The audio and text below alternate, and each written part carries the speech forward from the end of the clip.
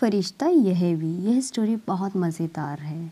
मैं कई दिनों से बेरोज़गार था। एक रुपए की कीमत जैसे करोड़ों लग रही थी। इस उठा-पटक में था कि कहीं नौकरी लग जाए। आज एक इंटरव्यू था, दूसरे शहर जाने के लिए जेब में सिर्फ 10 रुपये थे। मुझे कम से कम 200 रुपये की ज़रूरत थी।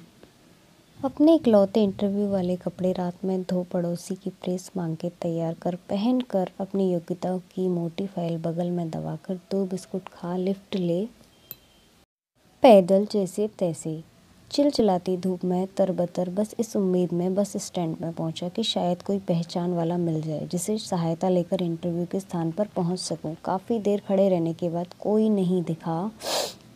मन में घबराहट और मायूसी थी। क्या करूंगा, कैसे पहुंचूंगा? पास के मंदिर जा पहुंचा। दर्शन कर सीढ़ियों पर बैठा था। मेरे पास एक फ़कीर बैठा था। उसके कटोरे में मेरी जेब और बैंक अकाउंट से भी ज़्यादा पैसे पड़े थे।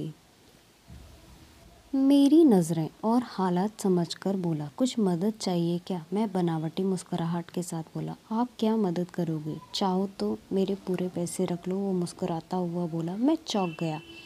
उसे कैसे पता मेरी ज़रूरत है? मैंने कहा, क्यों? शायद आपको ज़रूरत है। वो गंभीरता से बोला, हाँ है तो, पर तुम्हारा क्या? तुम दिन भर मांग के खाते हो, कमाते हो। मैंने उस पक्ष रखते हुए कहा। वो हंसता हुआ बोला, मैं नहीं मांगता साहब, लोग डाल जाते हैं मेरे कटोरे में पुण्य कमाने के लिए।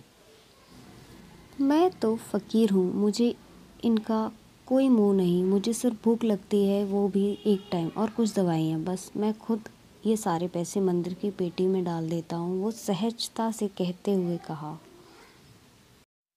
लेकिन मैंने हैरानी से पूछा, फिर यहाँ बैठते क्यों हो? ज़रूरतमंदों की मदद करने के लिए। कहते हुए वो मंद मंद मुस्कुरा रहा था। मैं उसका मुंह देखता रह गया। उसे 200 रुपये मेरे हाथ पर रख दिए और बोला, जब हो तब लौटा देना।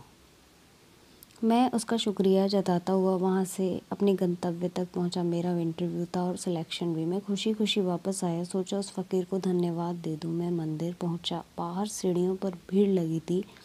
मैं घुस के अंदर पहुँचा। देखा वही फ़कीर मरा पड़ा था। मैं भौंचक्का रह गया। मैंने दूसरे से पूछा, ये कैसे हुआ? पता चला कि वो किसी बीमारी से परेशान था, सिर्फ दवाइयों पर जिंदा था। आज उसके पास दवाइयाँ नहीं थी, ना ही खरीदने के पैसे। मैं आवाज़ से उस फ़कीर को देख रहा था। जिन पैसों पे उसकी ज़िंदगी का दरमोदार था, उन पैसों से मेरी ज़िंदगी बना दी। भीड़ में से कोई बोला, अच्छा हुआ मर गया। ये भिखारी साले बोझ होते हैं, कोई काम के नहीं होते। लेकिन मेरी आंखें डबडबा गईं। वह भिखारी कहाँ था? वो तो मेरे लिए भगवान ही था, नेकी का फरिश्ता, मेरा भगवान। अब दोस्तों हम में से कोई नहीं जानता कि भगवान कौन है और कहाँ है। किसने देखा है भगवान को? बस इसी तरह मिल जाते हैं भगवान।